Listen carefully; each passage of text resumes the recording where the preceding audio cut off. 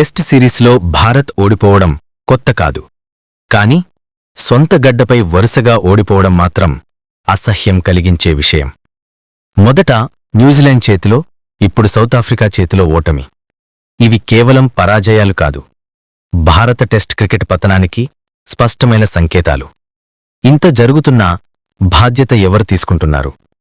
Test ఫార్మాట్కు head కోచ్గా ఉన్న గౌతమ్ గంభీర్ పైనే ప్రధాన బాధ్యత ఉంటుంది.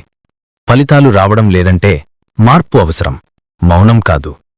ఇకనైనా టెస్ట్ ఫార్మాట్ నుంచి గంభీర్ను తొలగించాలా అనేది ద్వేషపు మాట కాదు, భారత క్రికెట్పై ప్రేమతో అడిగే ప్రశ్న. విదేశాల్లో ఓడితే కండిషన్స్ అంటాం, కానీ స్వంత గడ్డపై ఓడిపోతే అది వ్యవస్థ వైఫల్యం. ఇంకో పెద్ద సమస్య నాయకత్వం అస్థిరంగా ఉండటం.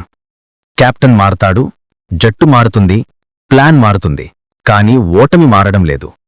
కనీసం ఒక కెప్టెన్కు 2-3 సిరీస్లు స్థిరమైన అవకాశం ఇవ్వాలి. అప్పుడే అతడి సామర్థ్యం బయటపడుతుంది. విరాట్ కోహ్లీ తిరిగి రావడం కష్టం, కానీ అతడిలాంటి నాయకత్వ లక్షణాలున్న కెప్టెన్నైనా ఇవ్వాలి. బ్యాటింగ్లో లాంగ్ ఇన్నింగ్స్ ఆడేవాళ్లేరు, మిడిల్ ఆర్డర్ నిలబడడం లేదు. బౌలింగ్లో ఇంకో నమ్మకమైన స్పిన్నర్ కావాలి. ఫిట్ అయితే షమికి మరో అవకాశం ఇవ్వాలి.